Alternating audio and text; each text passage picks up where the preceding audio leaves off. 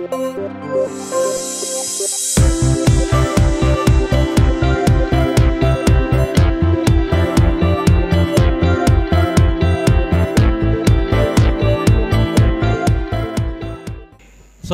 we will sing together. I will try first, then you can follow up, and then we do movement. Little bit, just little bit, not excessively. Okay, we will sing together.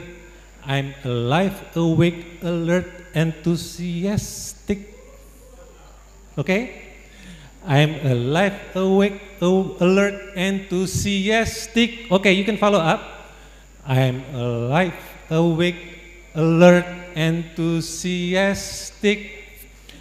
I'm alive, awake, alert, enthusiastic. I'm awake, alert, awake, sorry. I'm alive, awake, alert, alert, awake, alive. I'm alive, awake, alert, enthusiastic. Okay? Okay, let's try. Then after this, we can, I will lead you the movement. Okay, 3, 2, 1. Oh, sorry. Please stand up. Please stand up to make it our body a little bit, yeah, in motion. Okay, 3, 2, 1. I'm alive, awake, alert, enthusiastic. I'm alive, awake, alert, enthusiastic. I'm alive, awake, alert, alert, awake, alive.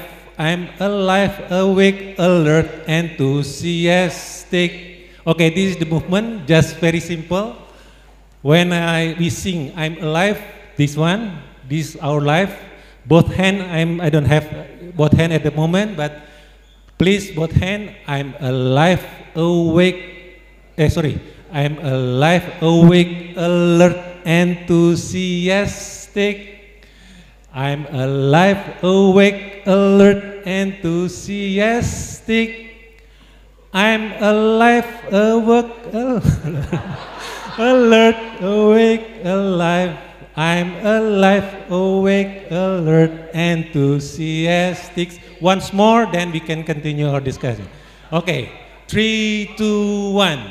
I'm alive, awake, alert, enthusiastic.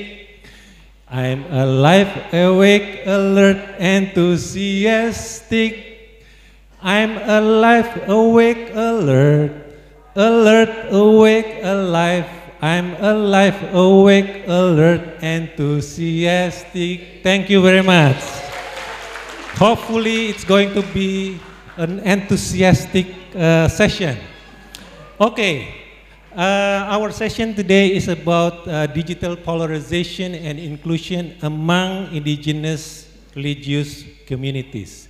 Even though the title is indigenous religious communities, but in fact what we are going to discuss about digital inclusion is not only, that's only a starting point, because it's coming back to ICRS research for 3 years. I am coordinating the research project. This year, 2025, is the 3rd year of the project. We engaging with 41 indigenous religious communities in 14 provinces in Indonesia, across Indonesia. Then it's going to be our starting point, and then we can continue with a larger issues, especially because probably polarization, digital friction is a manifestation, the tension between digital inclusivity and digital exclusivity. To that point, I invite 3 resource persons, 2 facilitators, 2 friends. First of all, Pak Andri, please come to the stage. Then Mas Damar and Kia. Miss Kia, please. Okay, Pak Andri, Dr. Andri Hernadi, please, is professor in Institute Teknologi of Bandung, but also a representative of Majelis MLKI, Majelis Luhur Kepercayaan Indonesia, Supreme Council of Believers of the One and Only God. And then we have also Mas Damar Yuniarto from PIKAT Demokrasi, betul ya? Because beforehand you are in SafeNet Southeast Asia, but he's coming from the PIKAT Demokrasi, Pusat Inovasi Artificial Intelligence dan Teknologi bagi Demokrasi, Center for Innovation, Artificial Intelligence Innovation and Technology for Democracy. Then we have Miss Kia. I'm truly insecure to pronounce your full name. So yeah, so Kia is okay, right? Kia is okay. She's a South African social justice doing issues on feminist, but we want to learn as well, learning from your experience and your insights about how digital inclusion also shape the South African society. Okay, we have two sessions, one disciplinary, and secondly, right after the coffee break, we move to Grafika room upstairs, the second floor, to have a much more fluid and much more engaging discussion to continue our conversation in this plenary. The plan is like this: three facilitators will tell us about their insights for about 10 to 15 minutes using slides or simply sharing. Then I will engage a little bit, one or two questions to follow up, and then later on we open the discussion for the forum, so to enhance, to deepen our insights. Our issues today, digital inclusion. Usually digital inclusion I already introduced in the session before, that is usually understand within the context of digital governance. But in this regards, the issue more than that, because we encounter, especially when we engage with indigenous religious communities, we also understand that there is a tendency, digital inclusion coming from the ideology of developmentalism, that obtaining digital technology is a pathway toward modernity, to overcome the limitation, to overcome the traditional, to break from traditional society, or something, that kind of rhetorics. But here, no, especially because we living the polarized friction, especially when we discuss about digital landscape. So we will listen from these three facilitators, these three friends, experiences and projection, vision, and so on, especially because we are the government speaking about the vision, Indonesian vision of 2045, the centennial of Indonesia. Without further ado, I let Pak Andri to start the discussion, please. Okay, thank you, Mr. Leo. Okay, everybody, good afternoon. My name is, I'm Andri Hanandi, and I'm the honor to serve as a Presidium of Majelis Luhur Kepercayaan Terhadap Tuhan Yang Maha Esa Indonesia. We usually call the MLKI as one of the organizations that brings together organization. And so I would like to extend my sincere gratitude to the Indonesian Consortium for the Religious Studies, IGRS, thank you, and the partner unit of the University Gadjah Mada School for my opportunity that I'm here to share for knowledge about the Panghayat.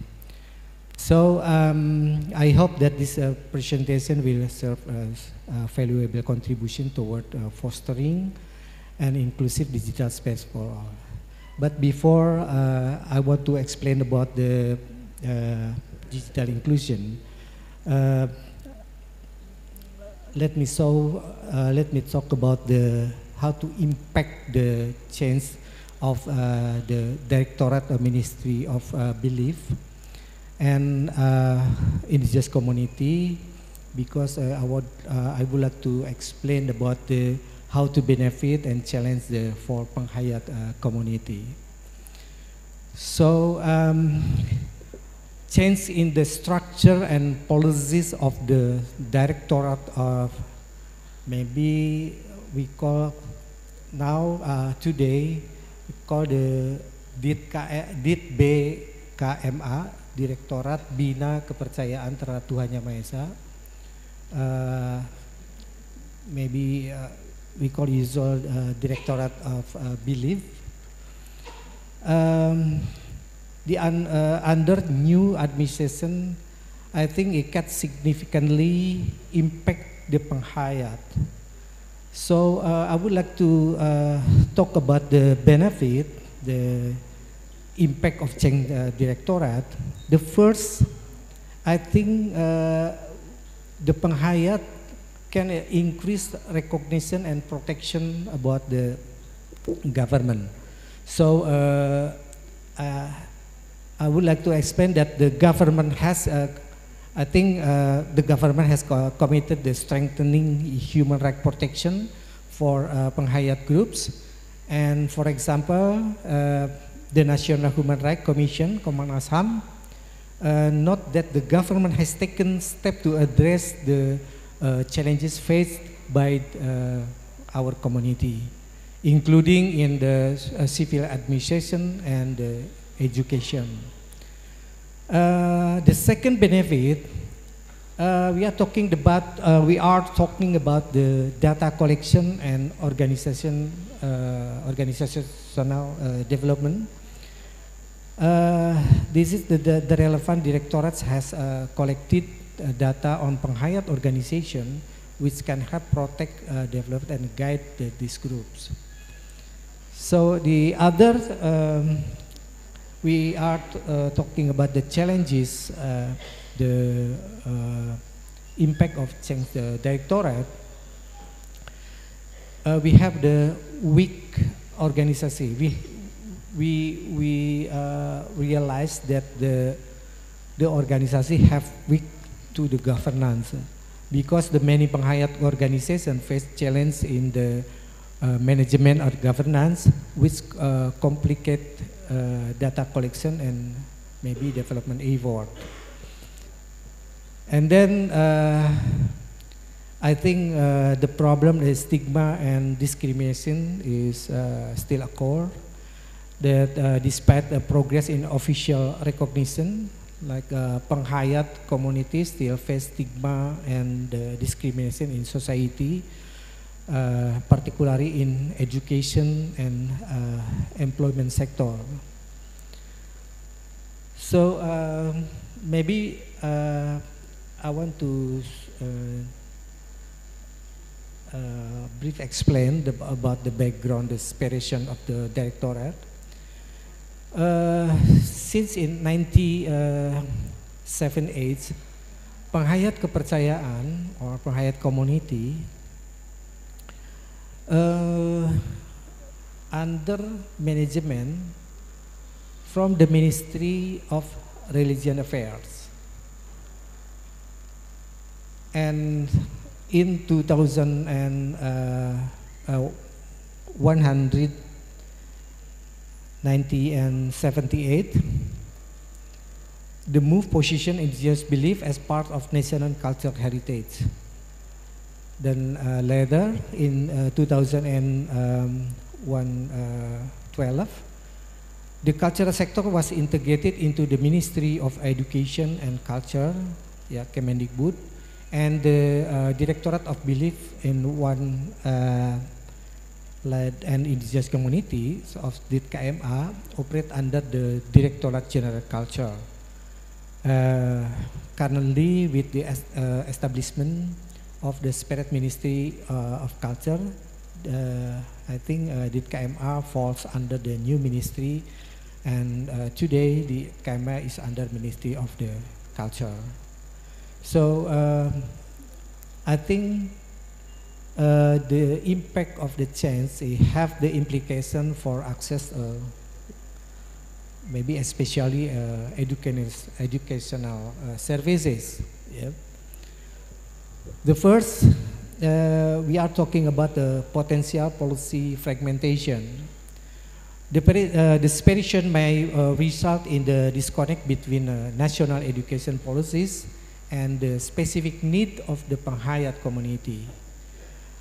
For instance, we have the curriculum development and the provision of a teacher for subject belief education require close cooperation between the Ministry of the Culture and the Ministry of Education.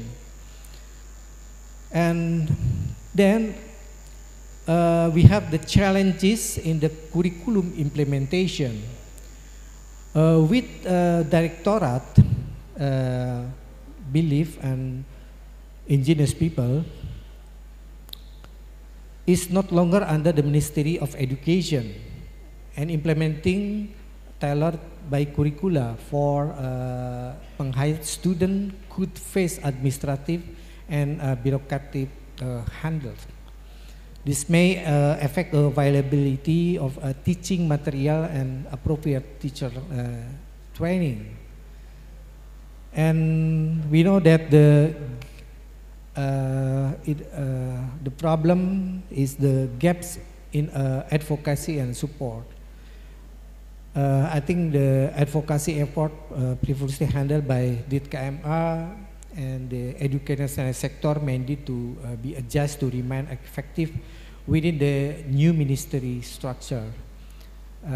This gap could impact support for Penghayat students facing discrimination or administrative challenges in school.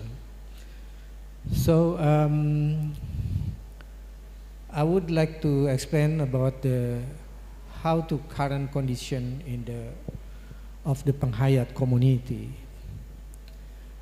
The Penghayat community in Indonesia is experiencing a decline in active organization as at 2024. Only 153 organizations remain active, down from around maybe roughly 300 in 1980s. So I know that the problem have the contributing many factors. The first, we know that the lack of the regulation, that when it is this difficulty, the passing down teaching and values to younger generation has reduced interest to participation. And other factor, social stigma. Yeah.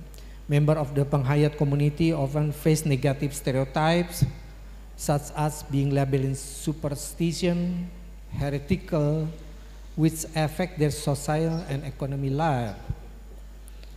And then the Penghayat have the limited access on education and employment. The occur is available that discrimination in the education system and job market limits many community members' opportunities for quality education and employment. On the other hand, how to challenge face with the current condition of the KTP, identity card in the Penghayat. We have the problem about the social stigma, discrimination, a lack of the awareness and information access, technical administrative barriers, and internal constraint with Penghayat organization. So the internal constraint with the Penghayat organization, some Penghayat communities still lack formal organization structure or legal documentation, which can complicate data collection or verification process required by the government.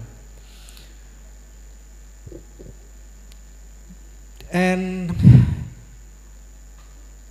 the other thing So I would like to explain about the how to digital challenge faced by the Penghayat community.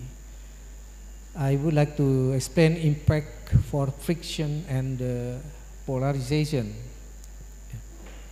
In digital area, we know that the Penghayat community face the new challenge in the form of friction and polarization, worse by spread of misinformation and hate speak on social media.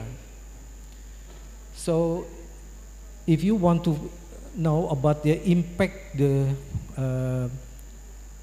friction and polarization, the first we have problem misinformation and hate speak. It means that the social media is often used to spread hoax and hate speak targeting minority groups including Penghayat. Some Penghayat find it challenging to respond to hoax information because many Penghayat doesn't use a digital platform. It is a problem with me, with us. So the next problem, the echo chamber and polarization. Yeah, social media algorithm trying to create echo chamber where users are only exposed to opinion that align with their own, reinforcing polarization and hindering intergroup dialogue. So I want to address the strategies this issue. Maybe we have to improving digital literacy.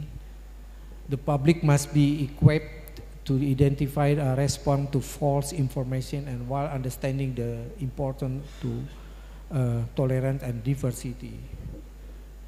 And we need to how to social media to regulate, have a regulation.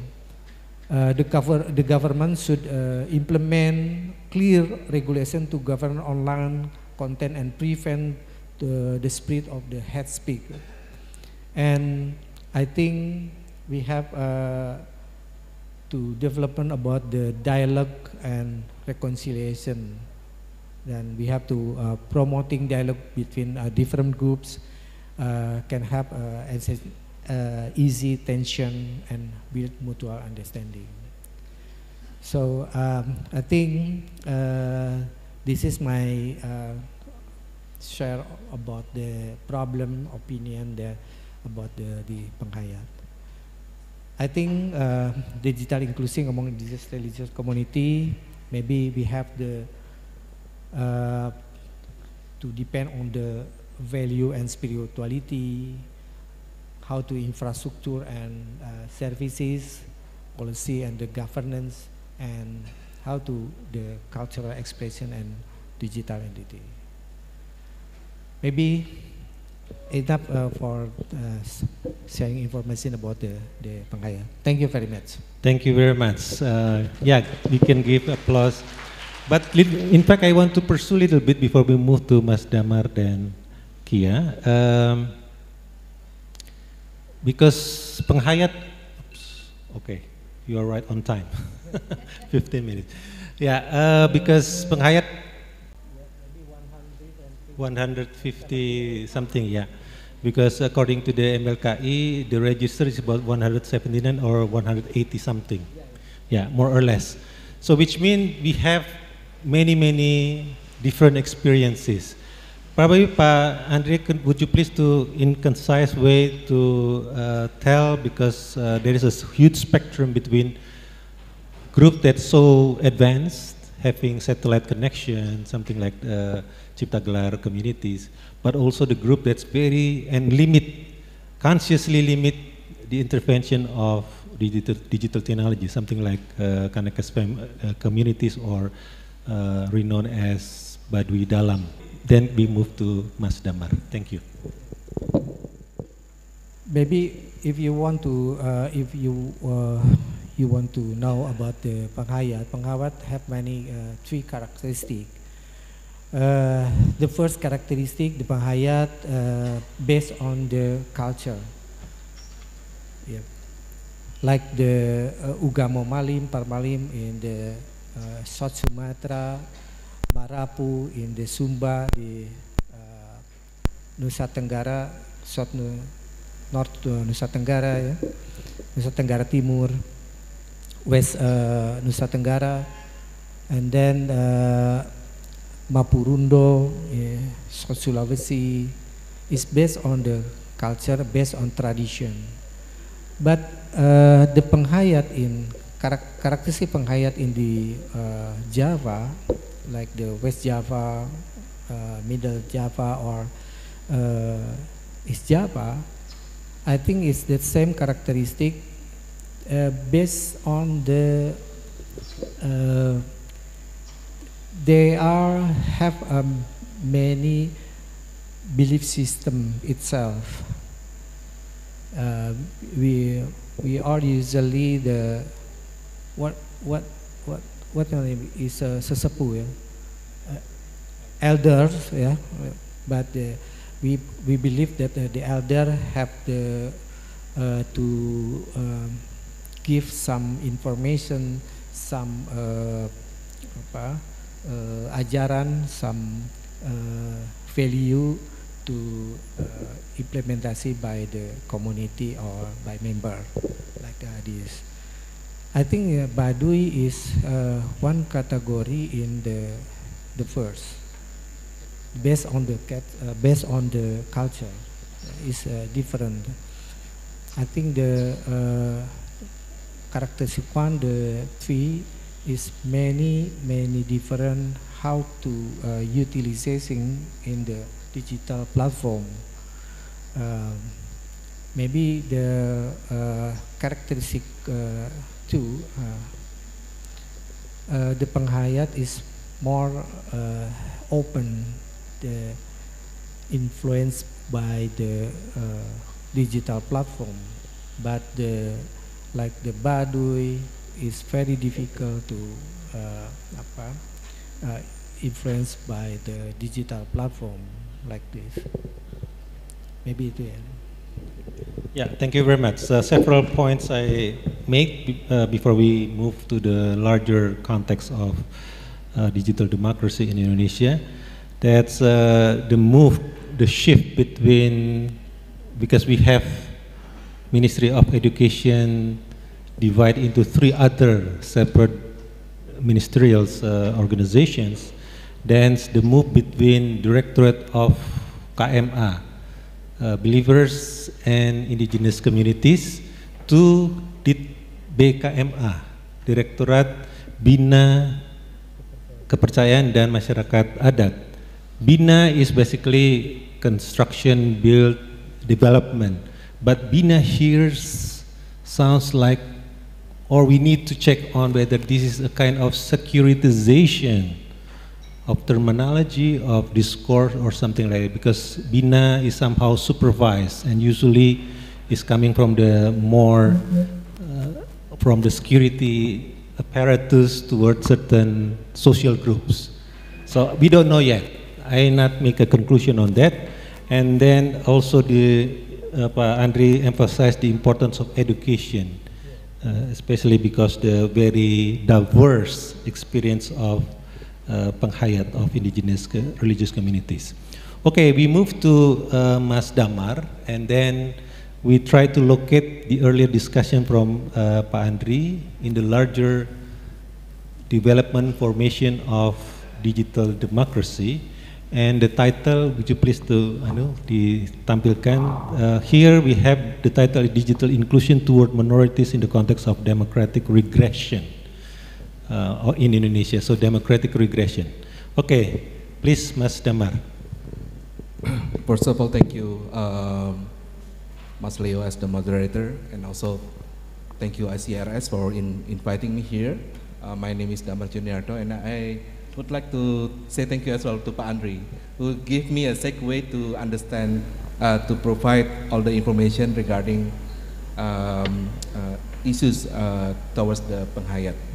So I'm coming from a person who's now lecturing about digital politics in UPN Veteran Jakarta, but also a former executive director for SafeNet, Southeast Asia Freedom of Expression Network.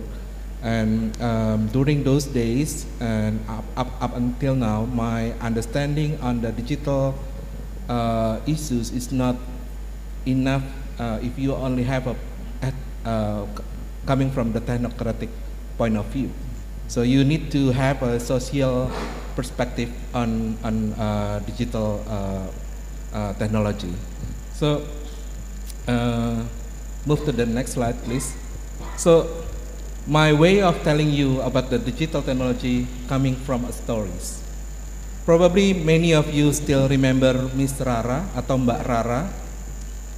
Mbak Rara is a woman.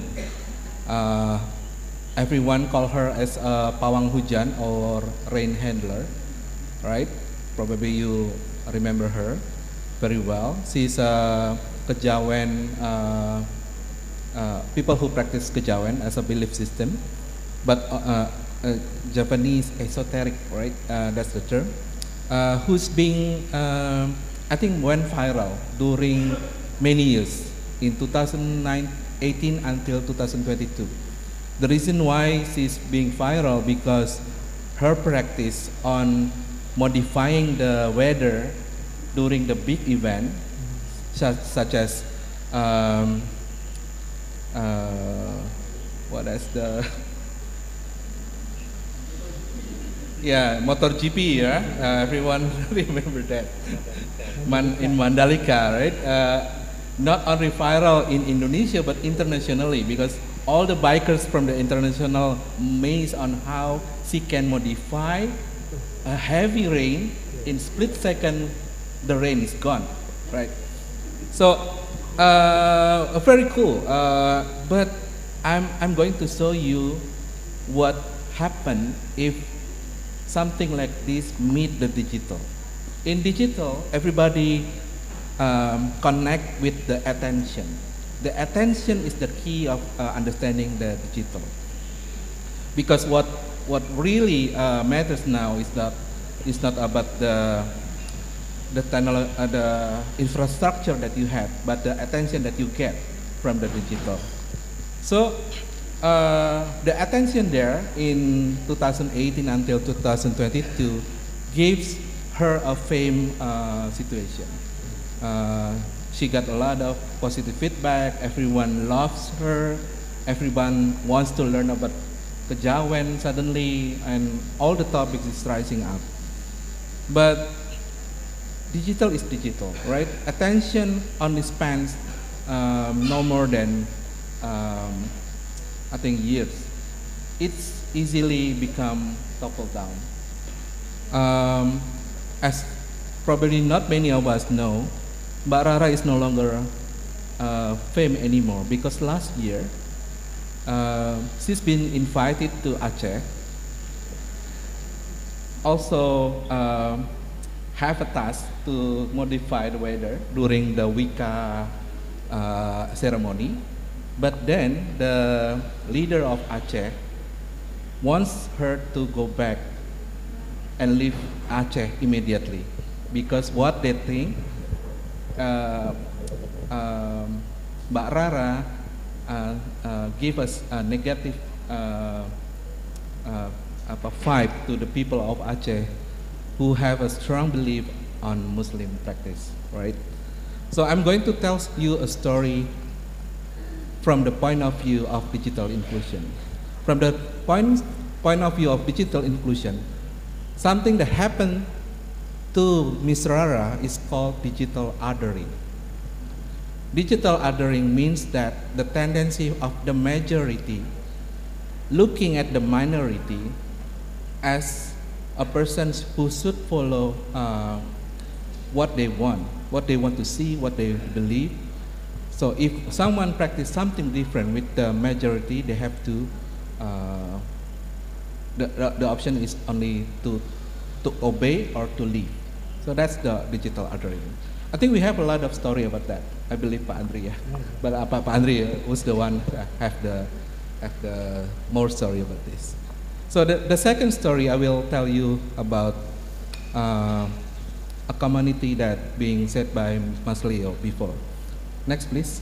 This story is about Baduy Dalam. This is a tribe in Java where Abah, I forgot his name, Bah Mursid, yeah, meet Minister of Health, asking Minister of Health stop providing digital infrastructure, the BTS, base tower, transmit receiver, yeah, near Baduy, because he believed the internet, the digital, gave a negative impact to the people of Baduy. But that's the story. The deepened story about this, because I think when we talk about digital inclusion, sometimes or over the times, we talk about that modernity needs to come into the rural village. Modernity should be established in many places in Indonesia because of digital gap, and modernity needs to impose including in Baduy Dalam. But they didn't expect that Baduy Dalam said no. This territory didn't need digital infrastructure, didn't need signal, didn't need internet. That's why I said this is actually a resistance, which is similar when we learn of many local communities decide not to have modernity in their community. For instance, Samin, for instance, Marapu, or for instance, a lot of story about this one. So I think everyone can conclude at least two from these two stories. Next, please. That when we talk about digital inclusion, you need to ask first, because I think I have to check first my slide. Yeah, I have it, Mas.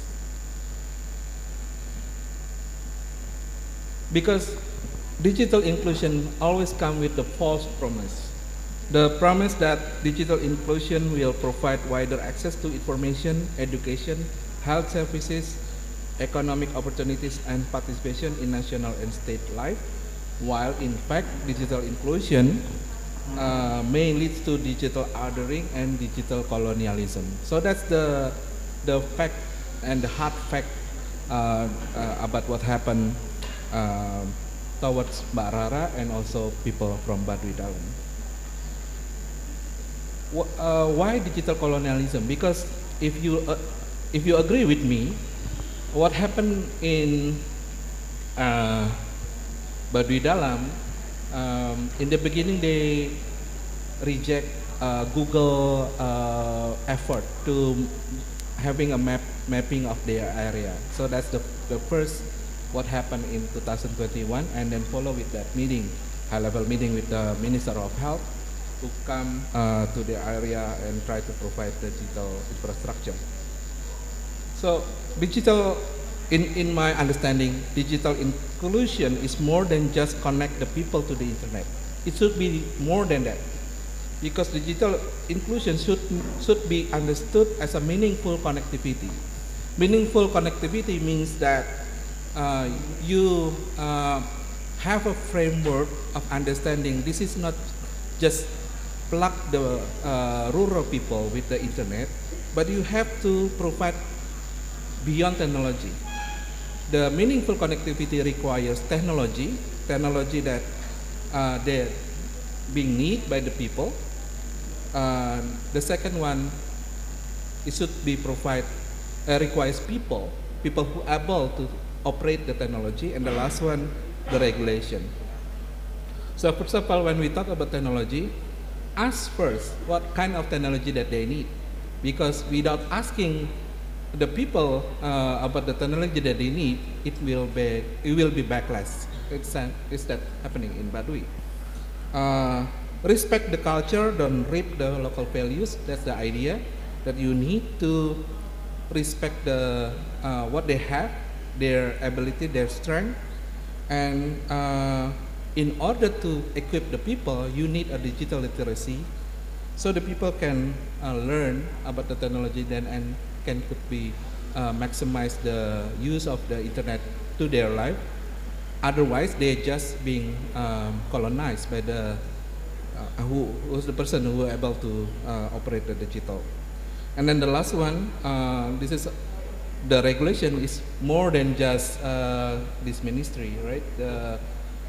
Because in Komdigi we don't have people who understand penghayat. So I think the regulation should be put as something that regulate to protect the people as minorities. So next, in that sense, I will try to put everything in the global trend of the democratic regulation. So yes, Larry Diamond already said, in many countries, including Indonesia, the democratic index is lowering. Including in Indonesia, the slope is very not that good, based on the Freedom House index, based on the FIDEM index. A lot of saying that the democracy in Indonesia is not really good. The reason why, because some of it, for instance, the making of the law, not following the rule of law, but the rule above law. So they are not inviting people who is impacted by the regulation to come forward and tell what that they want about the regulation, but instead it's a top-down approach that, in terms of minorities, probably the minorities is not invited to the meeting to be held and to be asked, like the previous slide that I tell everyone before. You should ask. There is no meaningful participation from the minorities. So in that context, I think it's getting harder for in the future of Indonesia. Yes, we have a new nomenclature for our ministry. Before is Kominfo, means that the Ministry of Information and Informatics and Communication, but now it is the Minister of Communication and Digital. I was hoping that this new nomenclature of the ministry will give more understanding on the problems in the ground. But apparently we have to understand that there is two risks that might be happen and will affect regulation and also all the agenda related to the digital. One, the risk coming from the tendency of the state will dictate the society. So the top-down level, the top-down approach, probably that's the one that we will face in this administration, Prabowo administration. There will be no meaningful participation. It's getting hard to provide voices from the people on the lower in the society to the state. And then the second one, next please. The second one, the risk coming from techno-feudalism. This is a term from Yaris Varoufakis, Minister of Economics from Greece. He said that this tech oligarch, the Elon Musk, Mark Zuckerberg, Jeff Bezos, and everyone who is now being the richest person in the world, develop a new system that based on the old capitalism, but they change the market into the platform. Usually when we talk about capitalism, we used to talk about markets, but now they change the market into platform. And this techno-feudalism, this is a system where the digital platform has become the dominant economic force, and users' data and activity are the primary source of the value, and then this has a new hierarchical power structure that emerged, and also toppling down the old feudalism. What it means to us? It means to the people of the Panghayat and most of us, not only the state who dictate what we should do and what we should not do on the internet, but now also the tech platform. The tech platform is the person now vis-a-vis with the state who's dictating the majority of the people in Africa, people in Indonesia, and many more, what should be on their platform and what should not. I think it will have a big race with the minority groups in many countries. Thank you. Give applause to Mas Damar. Thank you very much. Especially I want to pick the last point, techno-feudalism. This is a new term by Yanis. I cannot truly recall his last name. The complete title of the book is Techno-feudalism, What Killed Capitalism. So it's no more we are speaking about capitalism as a driven factor of creating a new techno society, but now it's in the hands of handful people, right? And they control the behavior of the users. The behavior of the users, the algorithm that's control the behavior is become a new oil, a new capital things. A lot of things already discussed by Mas Damar, but I want to pursue later on. But we move to Kia to share your experience in South Africa, and hopefully we can learn many things from you.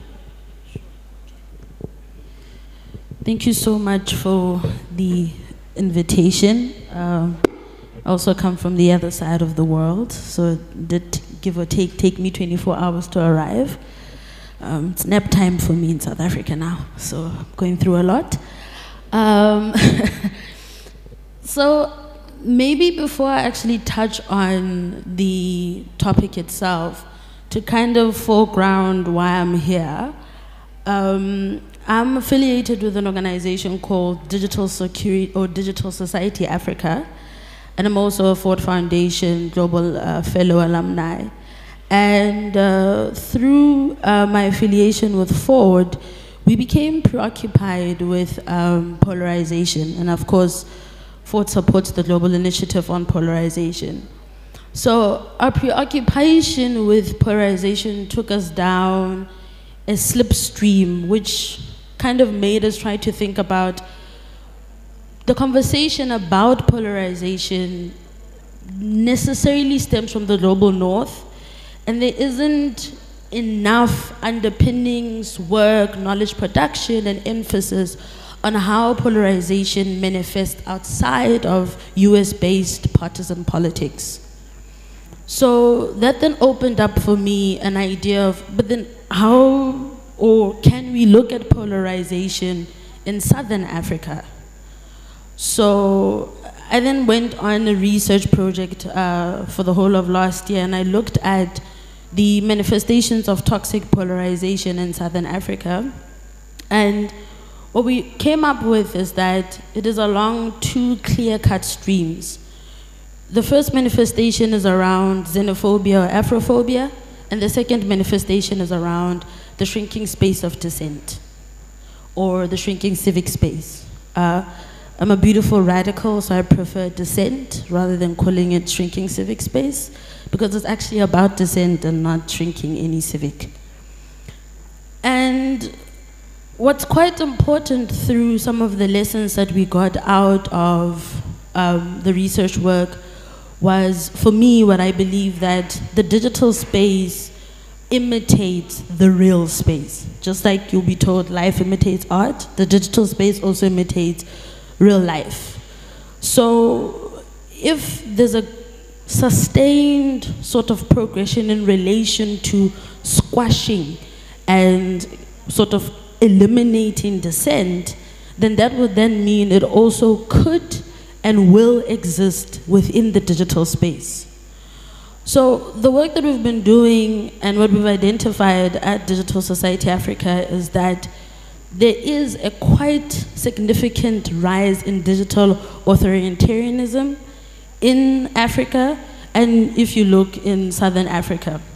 When you look at Southern Africa as an example, the clear-cut, soft example of digital authoritarianism is within basically internet shutdowns. And this is very simple, right? It's a group of people are organizing a protest, and they're needing to organize and mobilize. And the ways in which we organize and mobilize today is either via these social media platforms or creating a cute poster that you're resharing in spaces. So what is the best way to then squash an opportunity for people to know where, when, and how to do what? You take away the internet. And other examples of digital authoritarianism that we've seen is the direct sort of isolation of activists, movement leaders, and human rights defenders.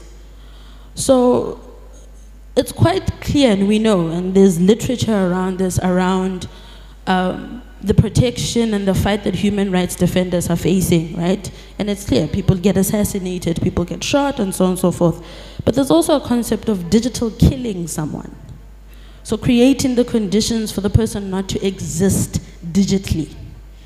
Or simple things, for example, hacking someone's Instagram account, or working with Meta so that that particular human rights defender cannot access their account. It is making sure, for example, there's particular digital limitations for that person to take part within a digital landscape. Now, as I go back into a little bit of what I'm supposed to talk about, I do not work with indigenous communities because in Southern Africa, there isn't a preoccupation with indigeneity. So I work with all communities that consider themselves and are marginalized through socioeconomic lines. And within still that digital space, there's a rural and urban division. And the rural and urban division is again based on socioeconomic lines. The urban division is that people have access to technology and electricity, so therefore they can exist online. Folks that live in rural communities don't necessarily have access to electricity or technology, so they can't exist online. So the conversation around digital inclusion is about figuring out how do we identify technology as a tool so that we can use it to get the things that we want. Beyond that then is, okay, if I need to be on some form of social media platform, how can I use it to get what I want and what I need? And does that mean starting a Facebook group? Does that mean starting a forum? Or does that mean dispelling particular narratives about my rural community or not? Right? These are questions that come up in your head. But most of the time, the question and conversation is, how do I take part in this system so that I can amplify, magnify, and use it to get what I need and want? So a lot of the questions and conversations is not necessarily for inclusion for the sake of being there, but it's about access so that we can use it to get the social justice things that we want.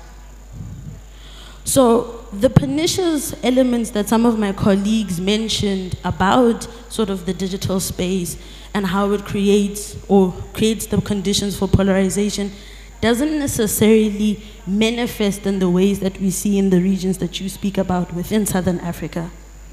How it manifests within Southern Africa is the question and the conversation of there's 6 million people who are actually preoccupied with pop culture. There's 6 million people that are actually preoccupied with global north politics. And 6 million people who are preoccupied with internal socioeconomic issues. But they don't necessarily impact particular groupings and marginalize particular groups.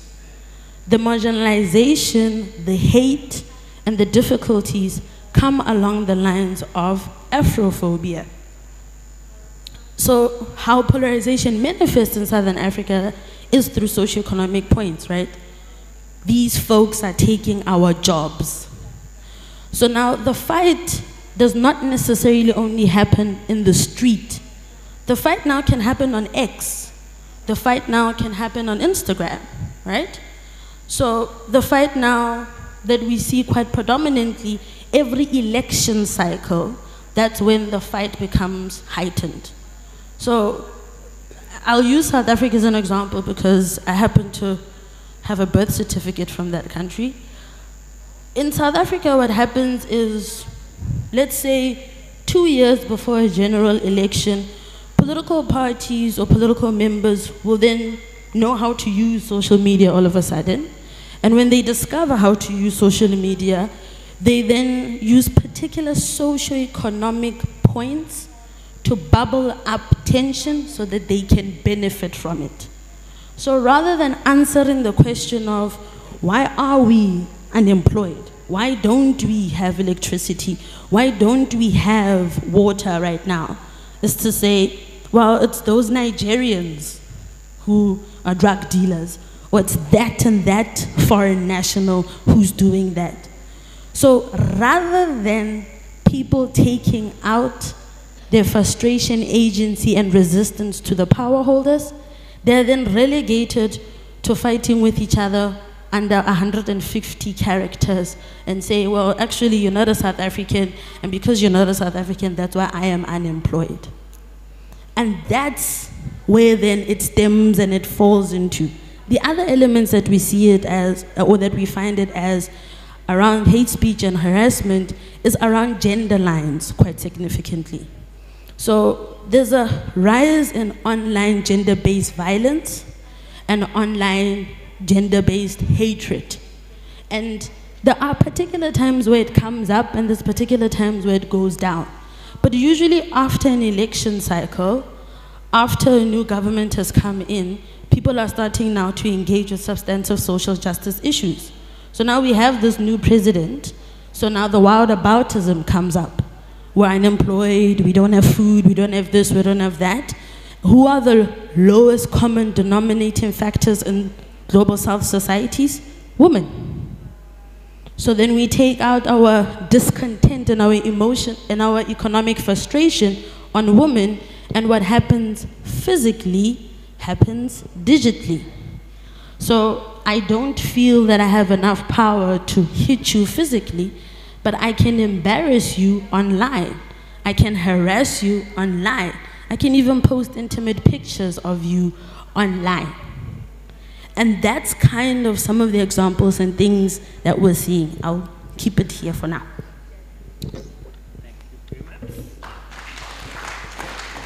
Yeah, thank you. Thank you very much, Kia, for very insightful explanation. I tried to clarify a little bit. You mentioned about Afrophobia. So the phobia against Africans, against African people outside. If you understand what xenophobia is, yes, then extrapolate it to black people thinking that the other black person is a foreigner. So a South African believing that a Malawian is a foreigner. So there's a hatred and fear that stems from that, and that hatred and fear is called Afrophobia.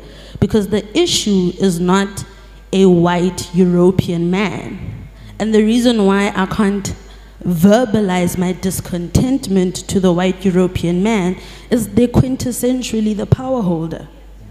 And what those who benefit from the dismantling and the dislocation of power, those who benefit from it, have created the conditions for us to fight amongst ourselves. So in the African context and in Southern Africa, our colonizers have won to the effect that we no longer have the capacity, the drive and energy to identify that they are the issue or they used to be the issue. they have worked insofar as in indoctrinating and internalizing hatred so much that it is within ourselves and we take it out on each other. That's the Afrophobia.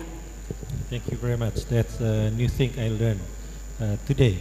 And also you mentioned, among others, is the women is the ultimate victims of the digital engagement.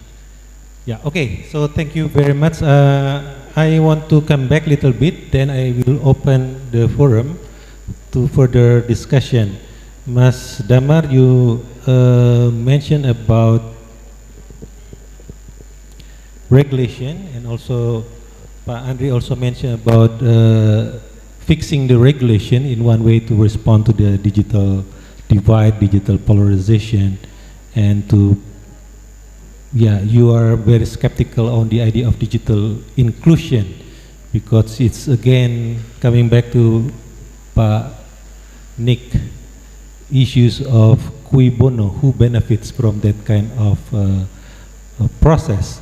But here I want to pursue a little bit, because our research mentioned that not only about regulation, but there is a fragmented vision, fragmented understanding between the central government, at the time is represented by Ministry of Communication and Informatics, and the local arms, local government arms that dealing with informatics. They don't know anything about the central initiative, and we understand, many of you Indonesian understand the huge, one of the huge corruption in the Ministry of Communication and Informatics.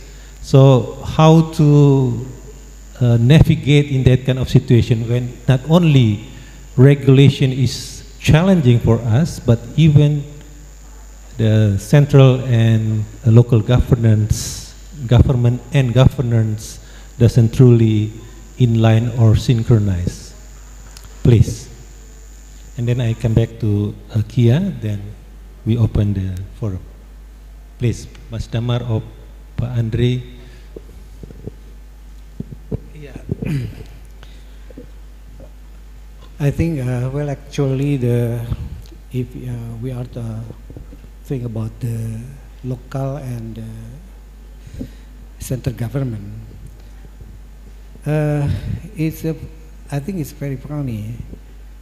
Maybe I want to ask you that, do you know about the penghayat? Maybe in the in this room, maybe 10% now about the penghayat. Let's check. Siapa yang tahu penghayat itu apa? Only 2, 3, 4, 5, 6, 7, 8, 9, 10. Okay. Okay, thank you. 50% lah, boleh lah ya. Okay. Bisa lanjut ya kalau 50% ya. Okay, thank you. Okay, thank you. I'm very happy. But the other 50%, Pak Andris harus menerangkan juga. You need to explain about the other 50%. What is penghayat? Yeah. And so on. Yeah. This is also filter bubble. This is filter bubble, yeah. Example of filter bubble. Epistemic bubble. Please. Yeah, it's this is important about the, how do you know about the penghayat in the level local government and local central government. But if you want to know about about the information about the penghayat in the local government, is very, very difficult, very, very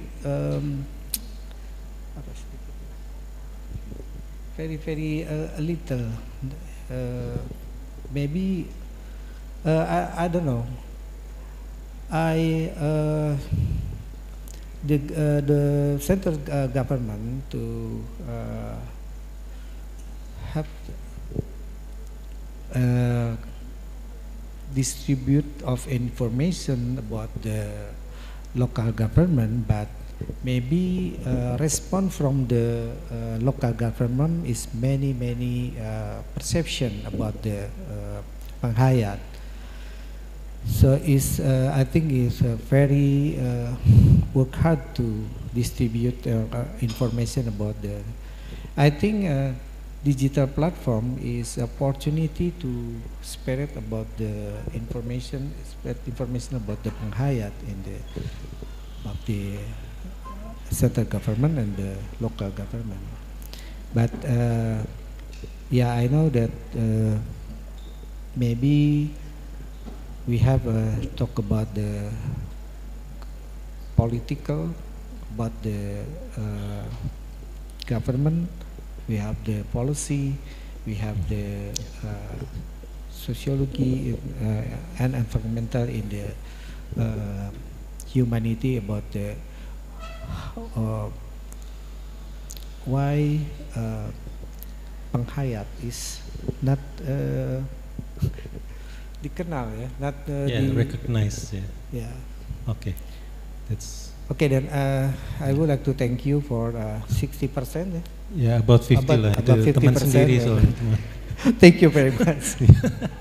Yeah, thank you, Mas Damar. A quick one because unfortunately we only discuss until 14:15. So please 1 minute response. Then Kia, or later on we give you. Please. Okay, thank you for the 1 minute. So, first of all, I'm coming from Jakarta, the center of, now at the moment, the center of Indonesia. So I'm not having enough information of what's going on in the local government. Local, yes. So that, to be honest, I didn't know that. Okay. So if you're saying that your findings on the research finds out that local government has a different agenda with the different agenda, different agenda, knowledge, even doesn't know anything about the central. It's going to be hard, right? Because especially with the new structure in the COMDG and how they now regulate the regulation is very far different with Kominfo, the previous ministry. In the new structure now based on the layers of the internet. Okay. For instance, there is a directorate for the digital ecosystem, and then there is a directorate for the new emerging technology like AI, and also now they have a directorate for the internet, social surveillance. Social surveillance. Okay. Social surveillance. Okay. So it's very far different. I don't know whether this new structure is also implemented in the local. If we reflect from the previous one, Kominfo, so the old Kominfo has established four directorate, but in the local, the person who's heading or fill the position on local Kominfo is coming from the people from the pariwisata. Oh, tourism. Tourism, of right? Tourism. Okay. So people from tourism have to understand the information and also the communication and information. Yeah, you can imagine that. Right. But okay. now we always have that problem, right? Yeah. So to be honest, wrong person in the wrong place. Yeah, probably that's the obstacle to address the problem in this region. Yeah, thank you very much. Unfortunately, we only have 4 minutes. So one question from the floor. Yeah, Mbak Elis, tolong. Yeah. To whom?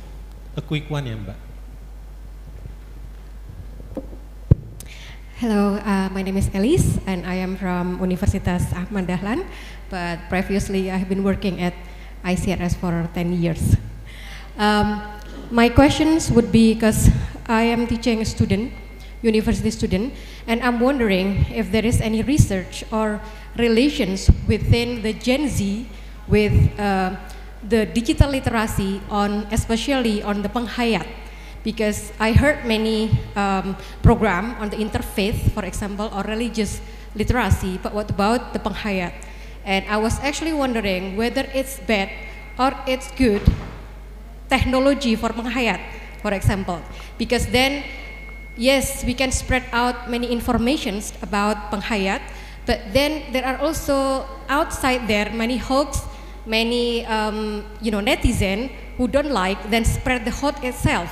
So I was wondering if this also become on that.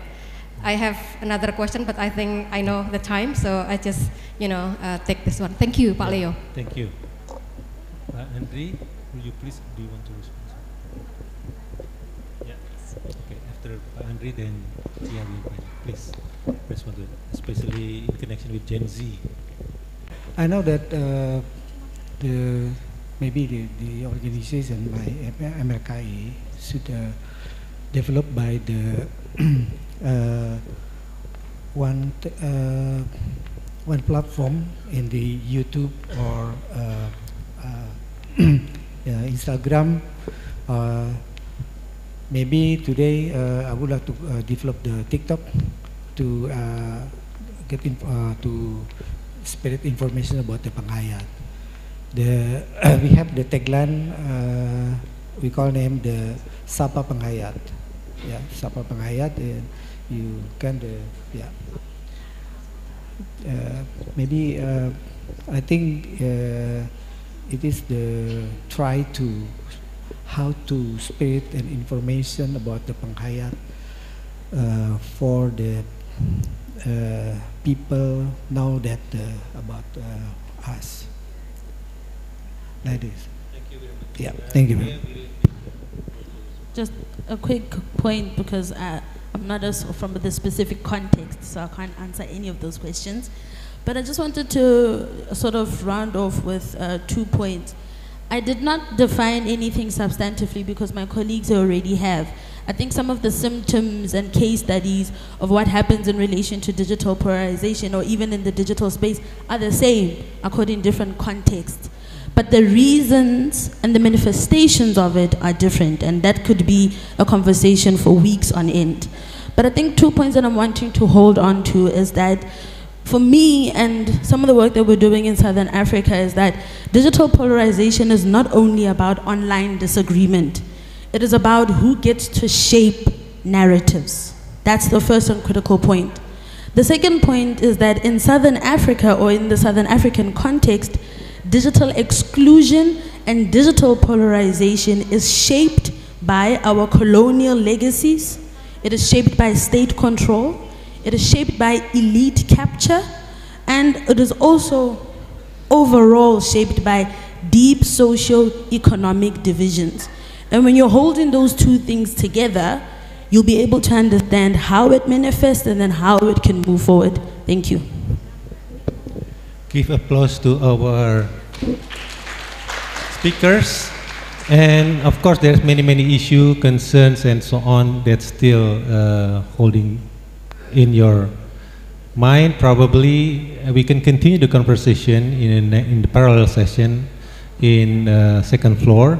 If you want to join again with us, with 4 of us in the second floor, then we can continue and even speaking about the future initiative, mobilizing more issues and so on, especially because the 3 speakers mentioned, give us a picture that's somehow bleak and skeptical, somehow.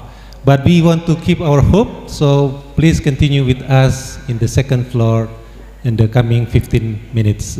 I'll refer back to Mbak Aliyuna to close. Thank you very much. Okay. Thank you. Round of applause for our panel once again. And we kindly ask you to remain seated for the moment as we prepare a short appreciation for token gratitude for the ICRS.